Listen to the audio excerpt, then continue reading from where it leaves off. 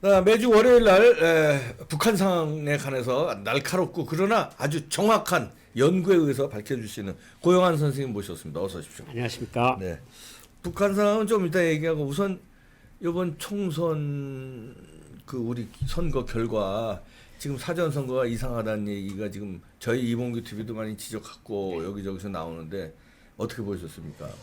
저는 사실 한국에 처음 와서 네. 아유 조그만 나라가 남북이 갈라졌는데 네. 여기 오니까 동서가 갈라져서 이러는 거 보고 굉장히 못마땅했거든요. 네. 아 영남이 호남을 욕하고 호남이 영남을 욕하고 그러니까. 이거 옛날부터 삼국시대가 이래서 있었나 이런 생각도 많이 하고 그런 말씀하시는 분들한테 제가 화를 많이 냈거든요. 네. 아 남북 갈라진 것도 마음 아픈데 왜 네. 동서가 갈라져서 그러냐. 근데 이번 선거 딱 보면 동서가 딱 그래. 갈라졌어요.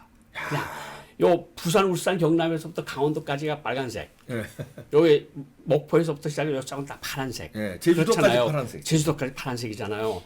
근데 그걸 보고 문재인 정부 들어서서 이게 지역 갈등이 더 심해진 거 아니냐. 그럼 결과로 예, 나오죠. 좌우 진보 갈등도 그렇고 그러니까 보수 진보 갈등, 동서 갈등이 굉장히 심해진 것 같다. 네. 이게 국민을 하나로 통합을 해야 되는데 이런 것들이 굉장히 좀 아쉽다고 생각하고요. 어떤 분들 그런 말씀들 하세요.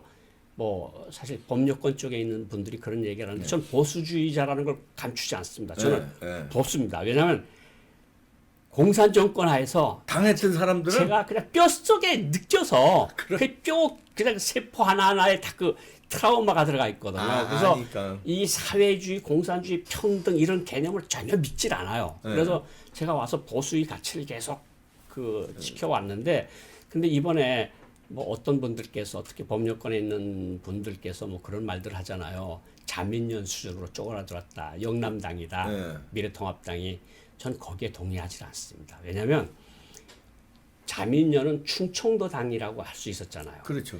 이건 영남에서부터 부울경을 거쳐서 강원도. 대구경을 거쳐 강원도까지 올라갔잖아요. 그 수도권에도 몇 사람은 있고. 그렇죠. 그러니까 이게 그쪽이 프레임 같아요. 그러니까 그냥 너네 쭈그러들 테니까 이제 나야 보수 가치를 뭐 어떤 여당 대표가 그랬잖아요.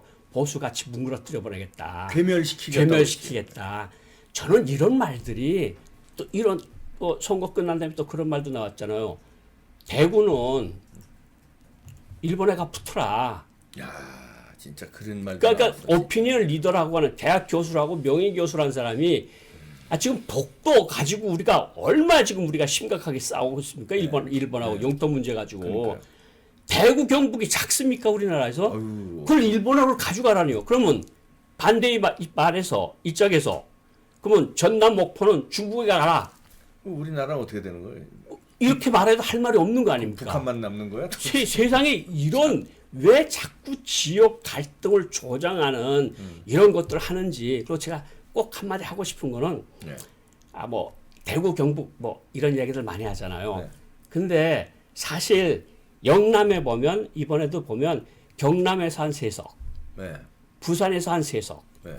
울산에서 한 1석, 한 7석은 가져갔어요. 그렇지. 근데 전라남도, 전라북도, 광주, 광역시 미래통합당 한 석이라도 됐습니까? 빵이죠, 빵. 빵이 아닙니까? 이거는 그러니까 저는 이게 그게 제일 열받는 게 이쪽에서 받는 것만의 절반만이라도 이쪽에서 6석, 7석을 받았으면 전라도 쪽에서 한 미통당이 한 3석 은? 3석 정도는 가지고 있어야 이것이 점점 커져서 남북 성소 화합이 이루어지는 건데 이런 것들 보면 와 진짜 이게 한국에 내가 정말 괜히 왔나 외국에 그냥 있었을 걸 난 외국을 통해서 왔거든요. 그렇죠. 어째 외국을 통해서 왔고 외국에서 한국에서 이제 자꾸 뭐 해서 오라 그래서 여기 한국에 왔는데 요즘은 이렇게 복잡하고 이렇게 동서로 갈등이 되고 좌우로 갈등이 돼서 싸우는 거 보면 남북 통일을 하자고 사실 그 부모 형제 다 그렇게 사지에 몰아넣고 왔는데 여기서 이렇게 싸우는 거 보면 남북 통일은 도대체 언제 이루어지는 거야? 이런 생각이 드는데 제가 그 보수 가치를 사랑하는 분들 보수당 쪽에 제가 한마디 하고 싶은 게 있어요. 예. 한마디 하고 싶은 게 있는데 보수당이 잘못하는 건 맞습니다. 있어요. 공천도 뭐 여러 번 뒤집었고 맞아. 대국민 메시지도 잘못 냈고 그럼. 어쨌든 뭐 저쪽도 있었지만 또 막말이 있었고 뭐 이렇게 서로 있었는데 그래도 투표 수를 보면요. 8.5%밖에 차이가 안 납니다. 그렇죠. 그러니까 여기 적어왔는데 미래통합당이 전국에서 받은 게 41.5%, 네. 더불어민주당이 49.9%, 한 8.5%밖에 차이가 안 납니다. 네. 그러니까 중간에 있던 분들이 그러니까 크게 뭐 나는 좌도 아니고 나는 우도 아니고 나는 중도라고 하는 사람들 표가 한 7, 8%가 움직여서 결국은 미래통합당이 결국은 선거에서 졌다고 이야기를 할 수 있는 거거든요. 네, 정상적인 선거라고 분석한 거죠. 정상적인 선거라고. 근데 저는 이제 거기다가도 네. 부정선거, 사전선거가 개입돼 가지고 그 표차는 저는 오히려 달리 해석하는데 하여튼 아니, 고 어쨌든 선생님은 정상적이라고 분석해서 그러니까 미래통합당을 찍은 유권자가 1,200여만 명 되고 네. 이쪽이 1,400만 정도가 돼요. 한 200만 정도가 차이거든요. 이걸 저는 보수 가치가 완전히 괴멸돼 가고 있다는 일부 법률권 인사들이 아니요. 의견에 저는 절대로 동의하지 않습니다. 저도 왜냐하면 네. 세계 세계 선진 국가 모든 국가들이 다 좌우의 균형 있는 날개로 가는 거 아닙니까? 그렇죠. 이게 한쪽이 쭈그러들어서 보수 일색 다 망하고 네. 정말 괴멸되고 네. 진보가 돼서 일당이 되면 북한이죠. 그럼 북한이지 뭐. 유일당 아니에요. 그러니까. 네. 그러니까 검찰도 가지고 사법도 가지고 언론도 가지고 뭐 군대도 가지고 뭐 이제 행정 국회까지. 의회 다 가지면 그럼 일당 독재 아닙니까? 그렇죠. 저는 우리 국민들이 그렇게 어리석다고 생각질 않아요. 이번에는 제가 그 이제 그 동네 참 오래 살아서 네. 동네 분들을 뭐 안경빵, 뭐 이발소, 뭐 이제 슈퍼마켓 이렇게 들어가면 부동산이랑 들어가면 동네 느낌이 있잖아요. 네. 근데 솔직히 말씀드리면 한 3월 한 20일 정도까지는 뭐 거의 모든 사람들이 이 미래통합당 이긴다. 이게 지금 주 52시간, 뭐 소득주도공약, 탈원전, 뭐 이런 것들 때문에 사람들이 친절을 친다 이런 이야기들이 많았는데 3월 말, 4월 초에 들어오면서 뭐 구청에서는 얼마 준대, 시청에서는 얼마 준대, 시에선 정부에서 40만 원, 100만 원 준다면 돈소리들이 많이 나오는 거야. 그래서 이게 결정적인 영향을 미치겠구나. 그리고 사실은 이번 선거는 저는 코로나 선거였다고 봐요. 코로나라는 것이 중간층이 한 10%를 움직인 거라고 보는 거거든요. 그러니까 뭐 사실 우리 계속해서 이야기했지만 제가 그 정세균 총리께서 오늘 아침에 코로나가 왜곡시킨 거죠. 그러니까 여론을. 왜곡시킨 거지. 총리께서 이런 말씀을 하셨어요. 더 이상 버틸 수 없다는 것이 국민들의 하소연이다. 맞잖아요. 네. 우리가 이제까지 그 소리를 했잖아요. 중소기업자, 뭐 기업가들, 뭐 동네 사람들, 기업, 생존, 자영업자, 소상공인들 고통이 매우 크다. 이 선거 때는 이런 얘기 안 했어요. 아이고 그놈들이 어떤 사람들인데. 이야기를 끝난 다음에 이제 이런 얘기를 하는 건데 우리가 방송에서 계속 했던 얘기 아닙니까? 그렇죠. 소상공인이 힘들고 가게 힘들고 동네에서 조그만 것들 움직이는 사람들이 힘들다는 이야기를 우리가 계속 했는데 결국은 코로나가 결국은 뭐 의료보험 체계 아주 멋있는 의료진 국민 의식이 합쳐져서 만들어낸 결과. 정세균 총리도 그 얘기를 했어요. 위대한 국민이라고. 이제 얘기하는 이제 이야기하는 선거 거예요. 끝나고. 선거 끝나고. 그전에는 위생 방역이 모범이다. 세계적 표본이다. 이런 생각만 소리만 했거든요. 이걸 보면 코로나 선거였고 일정 정도로 각 지자체나 정부에서 주겠다는 지원금이 영향을 중도층에 미쳤다. 저는 그렇게 생각을 하거든요. 그러니까 제가 보수가 잘했다는 거 아닙니다. 보수는 제가 보수의 가치를 좋아하지만 보수적 사람들도 좀 각성을 해야 되는 게 좀 너무 좀 가호를 잡는 말, 방송에도 써야 되나요? 괜찮아요. 폼을 쓰잖아. 폼을 잡고 이기면 자기가 다 잘나서 이긴 거야. 그 밑에서 도와준 사람들이 해서 한 덩어리로 이긴 게 아니고 또 이겼다 그래도 솔직히 말하면 뭐 이런 말을 해도 되겠는지 모르겠지만 자기를 도와준 사람들에 대한 은혜를 베푸는 게 없어요. 진보 쪽은 안 그렇거든요. 걔네들은 딱딱 뭉쳐가지고 챙겨주고 이러고 세대들 키우고 이제까지 키운 거 아니에요. 보수는 그러질 않아요. 내가 잘났고. 그러니까 저는 한마디로 보수 가치를 사랑하는 국민 얘기하는 것이 아니라 지도자들 얘기를 하는 겁니다. 네. 서민을 사랑하는 따뜻한 마음은 확실히 적다. 이 서민들이 따뜻한 마음을 사로잡는 정책을 개발하고 서민들을 위한다는 정당을 표방하지 않고서는 선거 계속 칩니다. 그러니까 이번에 저도 한국에 와서 거의 이제 내년 1월이면 30년 아닙니까? 네. 그래도 1000평 정도는 할 수 그렇죠. 있다고 생각을 하는데 정말 저 보수를 가치를 사랑하는 국민으로서 국민의 한 사람으로서 보수 지도자들이 정신을 좀 차려야 된다. 그리고 국민을 사랑하고 중산층을 넓히고 서민을 사랑하는 따뜻한 마음을 좀 가지고 그리고 좀 폼 좀 잡지 말아라. 저는 그 어떤 데서 굉장히 화가 나는가 하면 이 비행장에서 이렇게 들어오는데 캐리어를 가지고 들어오는데 보좌관 앞으로 쑥 틀어놓고 김무성. 그 미러 보는 거 보고요. 제가 얼마 정말 열이 정말 그날 밤에 제가 잠을 못 잘 정도로 흥분을 했었는데 이런 것들 고치지 않고는 보수 전망이 없습니다. 그러니까 이번에 보수 지도자들이 정말 치열한 투쟁처는 필요하다. 메이저 언론들에서는 지상파들에서는 지금 혼란 지중에 빠졌다. 완전히 난장판이다 이러는데 이런 내부 투쟁을 거쳐서 뭔가 만들어서 지도자를 내세우고 그런 것들이 필요하고 가장 중요한 건 저는 패배주의라고 생각합니다. 보수 가치를 가진 국민들이 제 주변에도 그런 사람 전화 온 사람들 많아요. 이민 가야 되는 거 아닙니까? 많아요 그런 사람들. 이민 갈 생각 하지 마십시오. 대한민국은 저는 보수의 가치가 빛을 발하리라고 생각합니다. 왜냐? 우리를 없애겠다고 하는 저 북한이 존재하고 있는 한 보수 가치는 없어질 수가 없어요. 저거는 시종일관 우리를 때리려고 하는 그 자들이니까 그러니까 보수 가치가 있고 세계에서 솔직히 포퓰리즘을 해서 정권을 잡았던 좌파 정권들 저 멀리는 아르헨티나 그다음에 브라질 콜롬비아 필리핀, 볼리비아 필리핀 유럽 그리스 보십시오.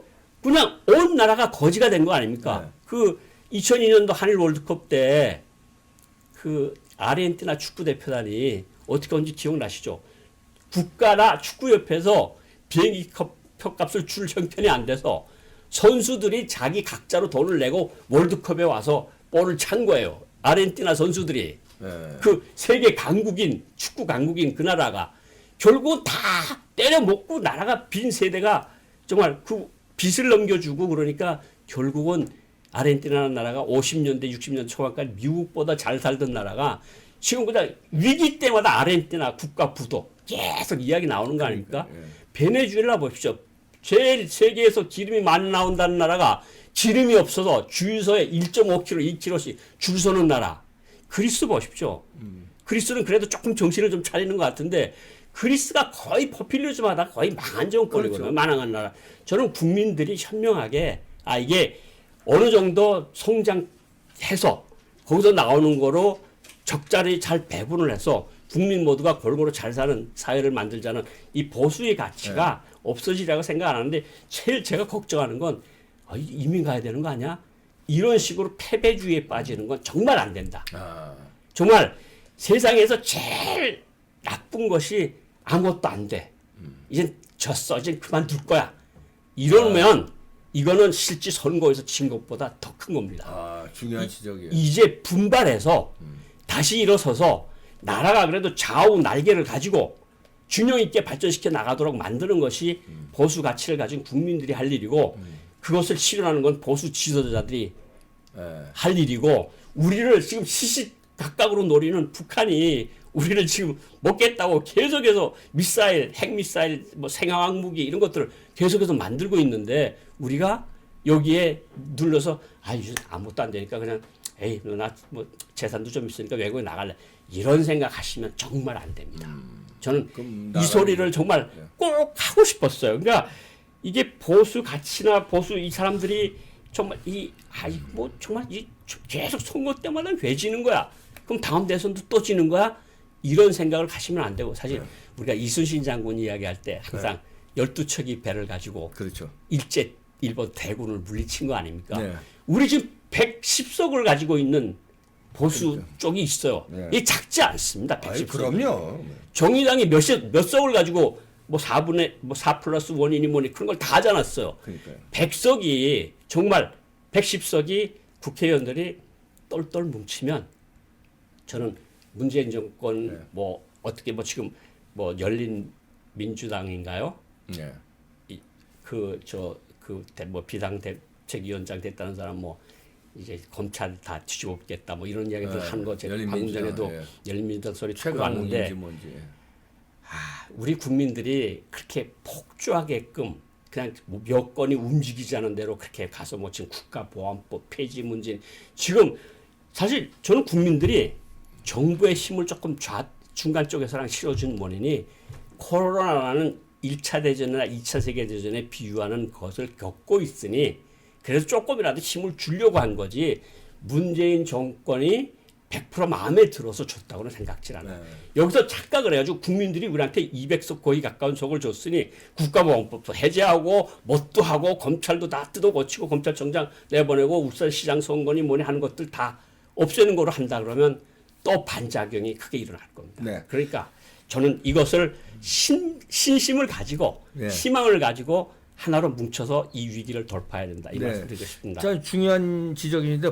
보수가 패배주의 젖으면 절대 안 된다 그러는데 전 여기서 이제 그 120% 동의하면서 패배주의라는 게 졌으니까 아유 그냥 졌어 뭐 이거 아니에요? 네. 저는 이 사전 선거 운동도 패배주의에 젖어서 졌으니까 그냥 우리 저 통합당도 아유 졌는데 이거 뭐 다시 거론하는 것도 그래 아유 뭐 그러지 말고 아니 제대로 돼서 졌으면 다 심기일전에서 지금 고영환 선생 말 맞따라 심기일전에서 국민의 마음을 얻으려고 노력하고 우리는 할 수 있어 이렇게 하고 제대로 지기 아니라 반칙에 의해서 줬으면 그 반칙을 뒤집어 엎는 패배주의가 아닌 다시 해야죠. 왜냐하면 미국도 이거 재검표 요구해서 재검표 한 적이 있어요. 미국이 얼마나 쿨하냐면요. 이제 A 후보하고 B 후보하고 개표를 막 카운트하잖아요. 그러면 카운트 끝나기 전에 패배 선언해요. 전화로 상대한테 내가 졌어. 그러면 그냥 거기서 카운트 끝내요. 그런 정도로 쿨한 사람이 대통령 선거도 그래요. 예를 들어서 뭐 80 몇 프로 저쪽에 앞서고 그 여기 그럼 뒤집을 확률이 좀 거의 없다 그러면 깨끗이 전화해서 축하합니다. 인정합니다. 이렇게 쿨한 나라인데 알고가 이거 재검표 그쪽에서 재검표 요청했어요. 그래서 재검표를 했어요. 플로리다에서. 그런 미국도 그러는데 우리가 지금 각종 이 의혹이 나오고 이봉규 TV에서도 여러 개의 의혹이 던져졌잖아요. 그러면 이 의혹을 파헤치려는 노력을 해야지 이게요. 이 우리 시스템으로 이라크에서 폭동이 일어났습니다. 재검표를 까니까 일부 지역에서 12배 차이가 나왔어요. 와우. 2배가 아니라 표 차이가 12배. 12장이 아니라 12배가 잘못된 거예요. 그래가지고 폭동도 일어나고 거기 관련자들 다 처벌하고요. 그게 나오자마자 어떻게 했냐면 이봉규 TV에서도 오늘 방송했지만 바로 출국 금지하고 그러니까 우리도 뭔가 패배주의에 사로잡히지 말고 좀 이거 반칙이 있었으면 싸워서 고치려는 노력하고 고영환 선생 말 맞다나 보수의 가치는 절대 망하지 않고 괴물될 수 없으니까 이민 간다는 패배주의에 사로잡히지 말고 다시 한번 뭉쳐야 되겠습니다. 좋은 지적하신 우리 땅 같은 나라가 어디 있습니까? 그냥 막 가서 임플란트도 마음대로 할 수 있고 뭐가 정말 좋잖아요. 미국에 가 있는 우리 저 캐나다에 우리 친척도 가 사는데 이빨 치료랑 하면 한국 생각나서 돈이 비싸서 못 지금 비행기 막혀서 못 나오는데 이빨 때문에 죽겠어요. 그런데 한국 같은 나라가 어디 있습니까? 그럼요. 사실. 아니 이거를 문재인 정부가 발전시켜놨냐고. 박정희 대통령부터 쭉 발전해온 건데. 역사를 거쳐서 모든 사람들 모든 대통령 정권 하에서 쭉 해온 거 아닙니까? 그걸 적폐라고 그러고 자기네들만 옳다는 거 아니에요. 이 정권에서는. 근데 열린민주당이 또 촛불 정신하고 또 적폐 또 이야기를 또 했더라고요. 또 해요. 이 3년 됐는데 또 적폐를 하면 나라를 발전시키고 파일을 치울 생각을 하고 기업이 일을 쉽게 막 신명나게 하게 하고 맞습니다. 그리고 중소기업인들 동네 가게들이 일어나게끔 하는 거를 하라고 총선에서 표를 좀 줬는데 이걸 국가보안법 폐지하면 누가 좋아하겠습니까? 북한이 제일 좋아할 거 아닙니까? 그리고 일반 시민들이 국가보안법 때문에 불편 받아본 적 있습니까? 제가 왜 불편을 받아요? 그러니까 국가보안법 때문에 걸리지 않으면 되는 거지. 국가보안법 때문에 우리가 고통받아보는 게 없는데 국가보안법 때문에 피해를 본다는 사람들이 네. 있으니까 그걸 없애자고 자꾸 그러고 북한도 그걸 자꾸 아니, 없애라 그러는 거 아닙니까? 절도죄 없애자면 누가 제일 좋아할까요? 그렇죠. 도둑놈들 제일 도둑놈들 제일 좋아하잖아요. 제일 좋아하죠. 네. 폭행죄 없애자고 하면 조폭들, 깡패들이 제일 좋아해요. 그렇죠. 사람 때리는 사람들. 북한 각 국가보안법 없애자 그러면요. 그거 위반하는 놈들이 제일 좋아하는 거예요. 반역하는 놈들이. 그렇죠. 북한의 대남 정책 중에서 가장 중요한 원칙 중에 하나가 국가보안법 폐지입니다. 그러니까 그걸 왜 맞춰주려고 그 그래요? 국가보안법 폐지말을 왜 지금 코로나 상황에서 이야기를 하는 건지 그러니까 이렇게 하면 국민들이 마음이 또 돌아설 수도 있다는 거죠. 그렇죠. 네. 네.